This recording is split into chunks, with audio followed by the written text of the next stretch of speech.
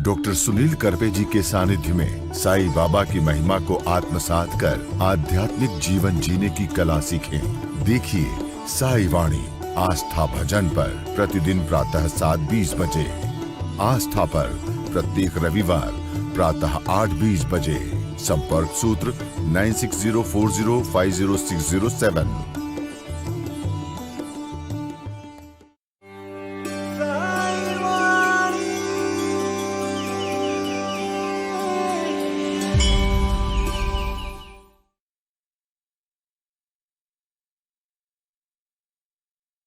साईं तेरे चरणों में कोटि प्रणाम। साईं तेरे चरणों में कोटि प्रणाम। साईं तेरे चरणों में कोटि प्रणाम। साईं तेरे चरणों में कोटि प्रणाम। शरण में ले लो साईं प्रभो। शरण में ले लो साईं प्रभो। शरण में ले लो साईं प्रभो। शरण में ले लो साईं प्रभो। नमस्कार। साई वाणी प्रारंभ करो, जारी रखो। एक विचारधारा, एक शक्ति, एक भक्ति। और आज का बालाजी जी, इसका स्पेशल एक टाइटल बनाइए, जीवन में कैसे कोई समस्या का सामना करे। क्योंकि आज का प्रश्न खासकर पूछा है महाराष्ट्र के अमरावती के यूनिवर्सिटी के मेरे एक मित्र प्रोफेसर हैं दीवार सर। उन्होंने का पूछा है कि सुनील जी, मैं बहुत पढ़ा हूँ लेकिन फिर भी जीवन में कोई समस्या आती है तो मैं उसको हल नहीं कर पा देता हूँ। प्रोफेसर मदन कुमार दीवार सर, मैं एक आपको छोटी सी याद दिलाना चाहता हूँ। रूमी ने कहा था, yesterday I was clever, today I am wise. मैं कल समझदार था, मैं आज होशियार हो गया हूँ। कल मैं होशियार था, आज मैं समझदार हो गया। जो मैंने कहा इसका रीजन ये है, कारण ये है कि कोई भी शक्ति, जब लोगों को लगता है कि हम 4 किताबें पढ़े हैं तो हम बहुत पढ़े हैं। पैसा कमाने की अकल होगी, जीवन में कुछ नौकरी करने की समस्या होगी या कुछ उसके बारे में काम होगा तो हम सब सीख जाएंगे। लेकिन जो रोजमर्रा की जिंदगी है, जो अपने आपसी संबंधों से, अपने विचारों से, अपने मन से, अपनी शक्ति से, क्योंकि मन एक इंद्रिय जिसको भी काबू करना है उसको बहुत अच्छी तरह से पहले मन को समझना पड़ेगा। और वो जब मन आप समझ लेते हो ना, तो आपको किसी भी चीज के बारे में कोई दिक्कत नहीं आती। ये मैं आपको दावे के साथ कह सकता हूँ। अत्र शूरा महेश्वासा भीमार्जुन समायुधि युधानो विराटस्य द्रुपदस्य महारथ। जब हमारे जीवन में कुछ ऐसे लक्ष्य होते हैं कि जिन्हीं लक्ष्यों के प्रति हम सजग नहीं होते। आपने कहा कि मैं बहुत प्रोफेसर हूँ, डॉक्टर हूँ, पढ़ा लिखा हूँ, अच्छे खासे कमा लेता हूँ, घर भी चलता है, सब ठीक है, लेकिन कभी कभी दुखी हो जाता है और मन बहुत दुखी हो जाता है। मैं निगेटिव फील करता हूँ और ऐसा लगता है कि अभी सब कुछ खो दिया। ये आप अकेले की दीवार सर समस्या नहीं है। ढेर सारे, आप तो प्रोफेसर है, खैर आपको गवर्नमेंट की नौकरी है, आप अच्छी तरह से चल लेते हैं, उसी समय को आप कवर भी कर लेते हो। लेकिन कितने मेरे भाई बहन हैं, मैंने देखा कि वो ऐसे समय में जिंदगी का कुछ गलत फैसला भी उठाते हैं, सुसाइड तक लोग पहुंचते हैं। वो एक टाइम होता है, वो एक मोमेंट होता है, उसको पाने के लिए आज का जो है समस्या से कैसा सामना करें, इस विषय में मैं आपको दावे के साथ कहना चाहता हूं कि साई वाणी आप सुनिए। प्रारंभ करो, जारी रखो, ये कोई नारा नहीं है, ये जीवन का फल है। इसी फल को अगर पाना है तो आपको चलना पड़ेगा। शब्द बहुत आसान है भाई और बहनों, लेकिन किसी भी चीज के लिए दिवाली के दिन, धनत्रयोदशी के दिन, वसु बारस के दिन, आज मैं और मेरा सहयोगी बालाजी, हम ये आप लोगों के लिए मेहनत करके वीडियो क्यों बना रहे हैं। बहुत सारी जगह पे मुझे निमंत्रित किया जाता है, मैं वहाँ गेस्ट होता हूँ, वहाँ भी बोलता हूँ, लेकिन सब भीड़ भाड़ में उनका कुछ पर्सनल चीज आती है। मैं नहीं चाहता कि साई वाणी में कुछ व्यर्थ की बातें हो। साई वाणी अपने जीवन को दिशा देने का काम करने वाली वाणी है और इसके लिए मैं जीवन भर कटिबद्ध हूँ। मेरे शब्द से आपको जीवन में अगर कुछ प्रकाश आता है तो उससे ज्यादा खुशी मुझे और कुछ नहीं है।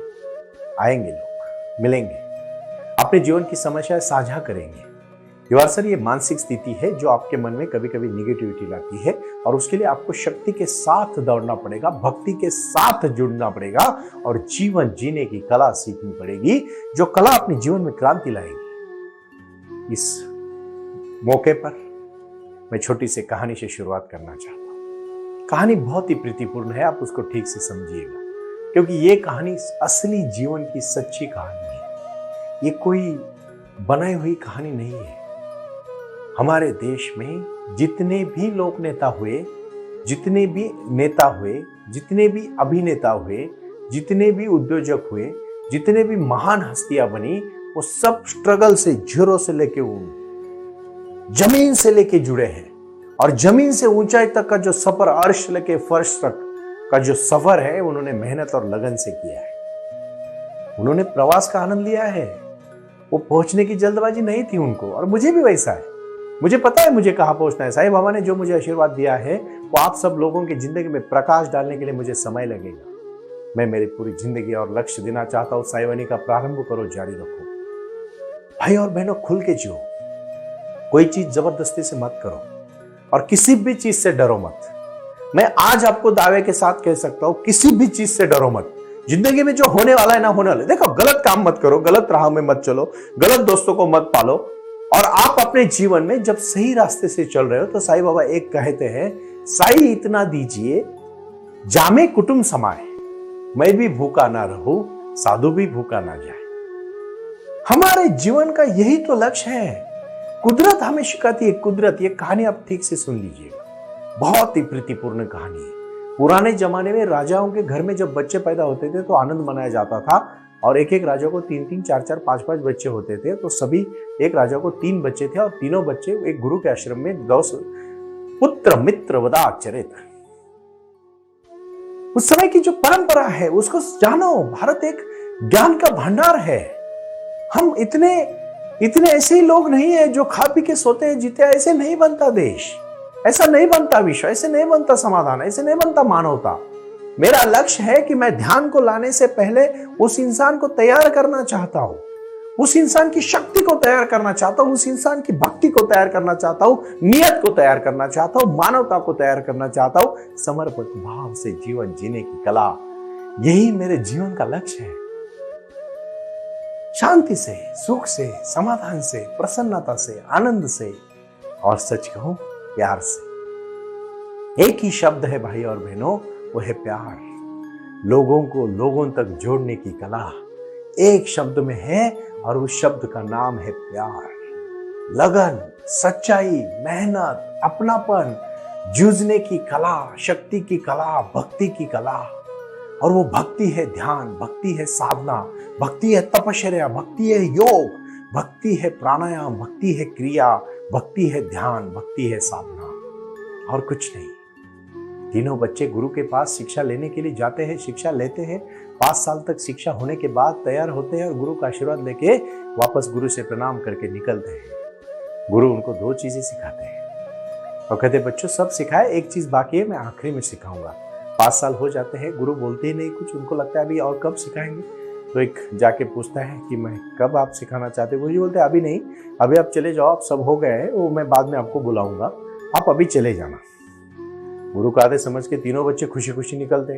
गुरु अपने 2 हेर उनके पीछे ध्यान के लिए भेजते कि क्या करते जरा देखो। शाम को होते होते लोग, जब तीनों भाई बड़े होके अभी घर जाना, उस समय बहुत तपश्चर्या थी, कड़ी तपश्चर्या के बगैर कुछ नहीं मिल रहा।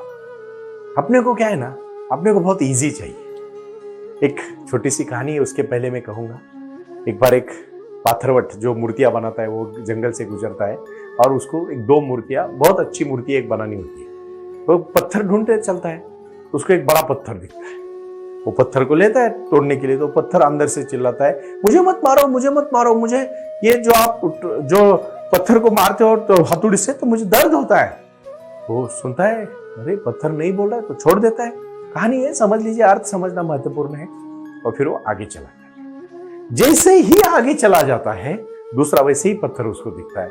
उस पत्थर को लेता है और मूर्ति बनाने को शुरू करता है। वो पत्थर शांति से सह लेता है। 9 साल से लेके 6 साल से लेके 19 साल तक, 20 साल तक, 22 साल तक की जो लड़ाई है, सहना पड़ेगा। सह लो, जब मूर्ति बनेगी ना तो लोग पूजा करेंगे, याद रखना। यूपीएससी एमपीएससी करने वाले बच्चे जब मेहनत करते हैं ना, मोबाइल पे, चैंटिंग पे, व्हाट्सएप पे, ब्यूटी पार्टीज नहीं करते ना, मेहनत करते हैं, फिर अधिकारी बनते हैं, पूरा जिंदगी जी लेते हैं खुशी से, तब मजा करते हैं ना, माँ बाप को फंसा के जिंदगी भर सजा काटते हैं। मैं बात कहना चाहता हूं, ठीक से सुनो। और फिर जब वो आते हैं, मूर्ति बनती है, तो वो जो राजा खरीदता है मूर्ति उसके मंदिर में रखने के लिए, फिर राजा बोलता है मुझे और एक पत्थर भी चाहिए जहां लोग नारियल फोड़े। तो पत्थर भी लेता है एक, वो जो पहले और पत्थर ने बोला होता है मुझे मत मारो। फिर एक मूर्ति का जो मूर्ति, दोनों पत्थर, एक की मूर्ति बनी, उसके दुग्धाश्रम होता है, लोग आशीर्वाद लेते हैं और दूसरे के ऊपर लोग नारियल फोड़ते हैं। जिसने शुरू में तकलीफ कही, मेडिटेशन में जाने से पहले कभी कभी आपको तकलीफ होगी, बैठोगे घुटने दुखेंगे, कमर दुखेगी, मन नहीं करेगा, अरे क्या है ये, कैसे बैठ के क्या होता है, विचार तो बहुत आते हैं, पहले कम आते हैं, रोज बाद में ज्यादा आते हैं, आएंगे, आने दो, एक दिन आएगा, उससे पार हो जाओगे। और जब उससे पार हो जाओगे ना तो जिंदगी जियोगे खुशी से, मस्ती से, अपनी मस्ती से जिंदगी जियो, बिना डर की, बिना चिड़चिड़ की, बिना थकावट की, बिना रुकावट की, एक रफ्तार होगी आपकी जिंदगी की। और ये साई वाणी देती है। आओ जुड़ो, साई वाणी भक्ति है, साई वाणी शक्ति है। और इसलिए मैं कहता हूं ये धर्म क्षेत्र है, धर्म क्षेत्रे कुरुक्षेत्रे समवेता विश्वा मामका पांडवा शैव किम कुर्वत संध्या। वो आए और आकर चले गए, मौन रहे और कुछ कहे गए। कुछ था जो बिन बाटे ही बढ़ गया, जल उठे दिए और अंधेरा छट गया। ये जीवन जीने की कला है। इस जीने की कला को आप समझो, शांति से उसको आजमाओ। भाई और बहनों, ये बात आप ठीक से समझ लीजिएगा। और फिर तीनों बच्चे घर पहुंचते हैं, पिताजी भी खुश होते हैं। और पिताजी अभी थके गए होते हैं तो बोलते हैं अभी कौन राजा बनेगा, तीनों भी काबिल बच्चे हैं, बहुत होनहार बच्चे हैं। वजीर कहता है महाराज आप उनको छोटे छोटे गेहूं देके, एक एक मुट्ठी गेहूं देके आप 2 साल के तीर्थ यात्रा के लिए चले जाओ, फिर बाद में तय करते हैं। और फिर राजा वैसे ही करता है। पहला बच्चा सोचता है गुरु ब्रह्मा गुरु विष्णु गुरु देवो महेश्वरा गुरु साक्षात परब्रह्म तस्मै श्री गुरुवे नमः। और गुरु का आशीर्वाद लेके वो सब चावल को मुट्ठी में एक लेता है, एक सोने की डब्बी बनाता है, उसमें रख के कबड़ में रख देता है। दूसरा भी बोलता है गुरु ब्रह्मा गुरु विष्णु गुरु देवो महेश्वरा गुरु साक्षात परब्रह्म तस्मै श्री गुरुवे नमः। दूसरा भी यही करता है, खुश होता है बहुत, वाह। और बोलता है कि मैं ये अपने खेती में जाके धान के जैसे मैं उसको बोऊंगा और फिर फसल आएगी। धान की कोई मशागत नहीं करता है, कुछ नहीं करता है, कुछ नहीं करता है। हमें भी ध्यान करने से पहले आहार, विचार, शक्ति, ब्रह्मचर्य का एक अच्छी तरह से पालन, एक दृढ़ता होनी चाहिए, एक सतर्कता होनी चाहिए, एक पावर होनी चाहिए। एक पता है आपको अपने शरीर में कि एक शक्ति होती है, उसको अगर आप ठीक से बांध के ऊपर की तरह लेके जाओगे ना, दमन नहीं, दमन नहीं तो बातें अच्छी, कृति गलत, कुछ फायदा नहीं। ये मैं इस रियलिटी के साथ बोल रहा हूं। अपने अंदर से बदलाव लाओ। जब वो बदलाव आएगा ना, आपको दिखाने की जरूरत नहीं पड़ेगी, आपके आने से वो महसूस होगा। और वो है शक्ति, वो है भक्ति, वो है विचारों की शक्ति। और फिर ऐसे ही धान फेंक देता है, वहां बहुत सारा घास भी उगता है और चावल के दाने कहीं उगते नहीं है, उगते भी है तो खराब हो जाते हैं। और तीसरा जमीन की 2 दिन मशागत करता है, जो साई वाणी के भक्त को करनी है। सबसे पहले शुद्ध आहार लेना है, दूसरी बात सेहत का इसलिए एक्सरसाइज, योगा करना है, साई योग करना है, साई क्रिया करके प्राणायाम से अपने शरीर को शुद्धि बनाना है, और चौथा ध्यान करना है। फिर देखो ऑटोमेटिकली सब बदल जाएगा। उसके लिए सलाद को अपने खाने में बढ़ाना है, हरी सब्जियां बहुत खानी है, और उसके बाद आपको टाइम पे टाइम खाना है। तीसरी बात, आपको अच्छा खाना खा के साथ साथ अपने को अच्छे विचार भी पढ़ने हैं। और फिर देखो, कोई भी करो, प्रारंभ करो, जारी रखो, इसी वार्तालाप से चलना है। देखो जिंदगी कितनी सुंदर है, कितनी खुश है, और फिर आगे चले जाना है। फिर तीसरा मेहनत करता है, फिर अपने राजबाग में ही वो सब गेहूं के दाने को फेंकता है, फिर उसको पानी डालता है, खत डालता है, उसका केयर करता है। 3 हफ्ते के बाद उसके छोटे छोटे पौधे बनते हैं, और फिर अंकुरने के बाद उसको धान आता है, फिर निकालता है, 2 साल करता है, 6 बोरिया अनाज बना के रखता है। राजा आता है, बोलता है बेटा क्या किया? बोला गुरुजी पापा मैंने संभाल के रखा है पिताजी, और दिखाता है तो उसको कीड़ा मूंगी लेके देती, खराब होता है, संभाल के थोड़ी ना कुछ होता है। बीज जन्म हुआ इंसान अगर समाज के काम ना आए, जन्मा हुआ इंसान नहीं ठीक से जिए, जन्मा हुआ इंसान ध्यान ना करे, जन्मा हुआ इंसान साई के चरणों में नहीं आएगा, तो वो याद रखना पहले चावल की तरह बर्बाद हो जाएगा। दूसरे ने ऐसे ही फेंक दिया, ऐसे ही जियोगे तो ऐसे ही पाओगे। बिना मेहनत के कुछ नहीं मिलता। कोशिश करने वालों की कभी हार नहीं होती, कोशिश करने वालों की कभी हार नहीं होती। भाई और बहनों, कुछ नहीं किया, सिर्फ फेंक दिया, मेहनत नहीं की, फल ने आए, जाके देखा तो पूरा धन कुछ नहीं था उधर, सिर्फ और सिर्फ घास उगी थी। फिर पछताता है। तीसरा बोलते, पापा पिताजी मैंने ये किया, तो पिताजी उसको बोलते तू राजा बन। साई वाणी में सिर्फ सुन के अगर कुछ काम नहीं करेगा तो क्या फायदा। बाबा ने आशीर्वाद दिया, शिरडी गए, मत्था टेका, दर्शन लिया, लेकिन काम गलत कर रहा है, कौन पूछेगा? कैसे जिंदगी सफल होगी? मेडिटेशन नहीं करोगे कैसे जान पाओगे? मेडिटेशन करो। मैं दिन रात आपके लिए बोलना चाहता हूं, और साई वाणी से जुड़ो। saiwani.org से आपको मार्गदर्शन मिलेगा। भाई और बहनों, कोई भी समस्या रहने दो, आपको मार्गदर्शन के लिए मैं खड़ा हूं। बाबा ने मुझे जो आशीर्वाद दिया है मैं आपके सामने ला रहा हूं, क्योंकि उससे जीवन बनने की, जीवन जीने की कला हम सिखा रहे हैं। इसीलिए कुछ कर गुजरने के लिए मौसम नहीं मन चाहिए, साधन तो जुट जाएंगे। संकल्प का धन चाहिए, दृढ़ता चाहिए। हतो वा प्राप्यसि मोक्षम जित्वा वा भोक्ष्य से महिम, तस्माद उत्तिष्ठ कौन्तेय युद्धाय कृत निश्चय। इतना बड़ा निश्चय कि मैं लड़ूंगा, जीतूंगा, यही जीवन है। ओम साई राम। प्रारंभ करो, जारी रखो। प्रणाम। ओम साई राम। प्रारंभ करो, जारी रखो। इसी विचारधारा से साई वाणी का प्रारंभ हुआ। शिरडी के साई बाबा का आशीर्वाद पाके खुद अपने जीवन में एडवोकेट डॉक्टर सुनील नाना साहेब करपे जी ने साई वाणी के इस कार्यक्रम को प्रारंभ करते हुए 21वीं सदी को सही में साई बाबा के आशीर्वाद से लोगों के जीवन में बदलाव एवं खुशियां लाने के लिए साई वाणी का प्रारंभ किया। लगातार लोग साई वाणी को सुनते आ रहे हैं। साई कृपा जो साई ध्यान से जुड़ी हुई है, क्योंकि मेडिटेशन ही एक ऐसी शक्ति है जो जीवन में क्रांति ला सकती है, बदलाव ला सकती है और खुशियां दे सकती है।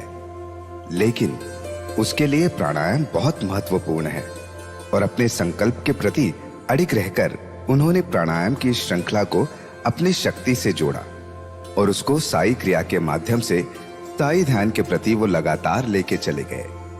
इन सब क्षेत्रों के लिए एक ऐसा परिक्षेत्र होना चाहिए जहां लोग आए और रुके। शिरडी में साई बाबा के समाधि के आशीर्वाद के बाद उनको ज्ञान और ध्यान दोनों की शक्ति देने का प्रयास किया जा रहा है। इसीलिए साईं बाबा की 65 फुट हिंदुस्तान की सबसे बड़ी प्रतिमा बनाकर वहां बाबा का मेडिटेशन सेंटर खोला गया है। साई आंगन इस नाम से यह जाना जाता है।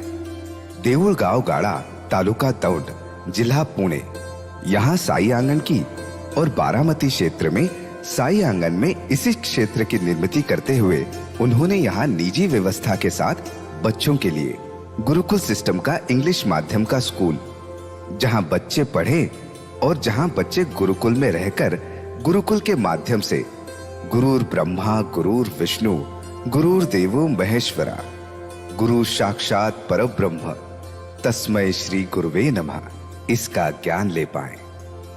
इसी के लिए इसे पूरी तरह से सीबीएसई एवं गुरुकुल के माध्यम से बच्चों को एक सुजान एवं भारत का एक ज्ञानी और अच्छा नागरिक बनाने के लिए वे ये कर रहे हैं। उसी के साथ हेल्थ इज वेल्थ कहते हैं कि शरीर ही सबसे महत्वपूर्ण संपदा है, और उस संपदा को आयुर्वेदा के माध्यम से लोगों को जोड़ना चाहिए। इसीलिए उन्होंने यहाँ साई वाणी आयुर्वेदा हॉस्पिटल की भी निर्मित की है, और उस कार्य के लिए वो पूरी तरह जुड़ चुके हैं। पूरे विश्व से लोग साई क्रिया और साई ध्यान के माध्यम से जुड़ रहे हैं, और इसीलिए उन्होंने साई वाणी trust.org इस ई कॉमर्स की भी स्थापना की है। इस ई कॉमर्स के माध्यम से हजारों करोड़ों भाई बहन को उन्होंने व्यापार करने के लिए प्लेटफॉर्म दिया। उनकी कला, उनकी क्षमता, उनका ज्ञान लोगों तक पहुंचाने के लिए साई वाणी trust.org बहुत बड़े लेवल पर महत्वपूर्ण प्रयास कर रहा है। इसीलिए यहाँ आए। ये बाबा की नगरी है। यहाँ बाबा का विज्ञान, बाबा का आशीर्वाद एडवोकेट डॉक्टर सुनील नाना साहेब करपे जी के साथ लोगों तक पहुंच रहा है। हमसे जुड़े रहने के लिए आज ही साई वाणी के ऑफिशियल यूट्यूब चैनल को सब्सक्राइब करें या अधिक जानकारी के लिए संपर्क करें 9604050607। ओम साई राम।